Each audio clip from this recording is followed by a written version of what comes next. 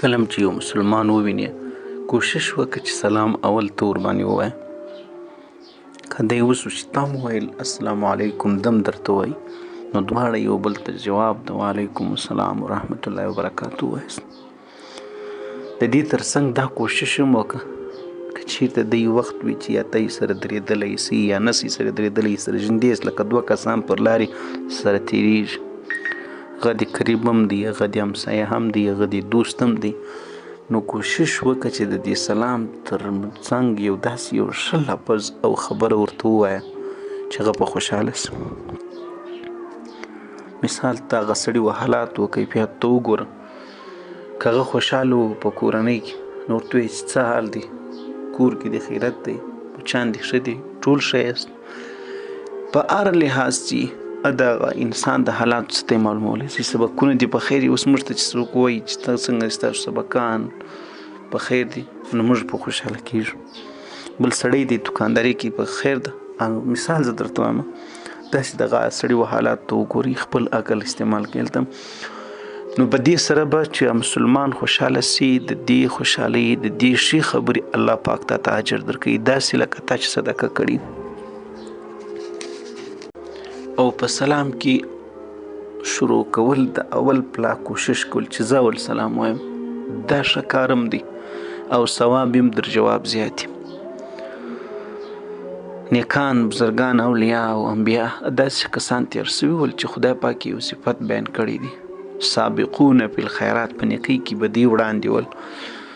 صحابه کرام به کوشش کوي چې د خپل ورور چې په مخه به ورغلي د هغه نه مخکې سلام ورته ووایي نو اکثره به دی کېدل چې یو بل دواړو ته به سلام سره وایي. بهرحال نو چې کوشش وکړئ سلام کې دا مه کوئ چې څوک پېژني هغه ته سلام وایاست یا اسم زیارن ورته ووایي او یا دارنګه لاس ورته پورته کوي یا سر ورته وښوروئ. ورونو سلام د خوله په الفاظو کې چې کوم سلام دی السلام علیکم ورحمت الله وبرکاتو مسنون سلام دغه دی ثواب به تا ته پر دا درکول کېږي دوه دغه ده هغه الفاظ چې شریعت تا ته ښولي دي هغه دا دي که یو څوک لري نه اوري ته د موټر رند ورته وایې نوم په خوله به ته هم وایې هغه به هم وایي وعلیکم السلام ورحمت الله ته به هم ورته وایې السلام علیکم ورحمت الله نو چې نه یې ووایې هېڅ پیدا یې ونه کړه. سلام سنت نسو پیدا که سر چاته وښورې که لاس ورته پورته کړې ورونو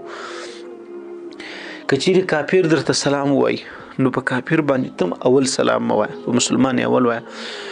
نو هغه کافر ته زیاته خبره مه کوه بس څه دی درته وایي بس دی ورته وایي دی چې هر څه درته وایي ته وایه وعلیکم بس سر خو په خلاص پر کافر باندې دونه دغه نه نو درېیمه خبره دا ده چې باچا دې پر سلام پر لشکر باندې کوي بادار دې پر مرایانو باندې او منځو ته سلام وایي او سرمایدار دې پر فقیرانو باندې تنها سړی دې پر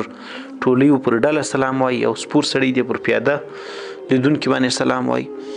او دا شانتي مشر دې کشر دې پر مشر باندې سلام وایي. نو دا سنت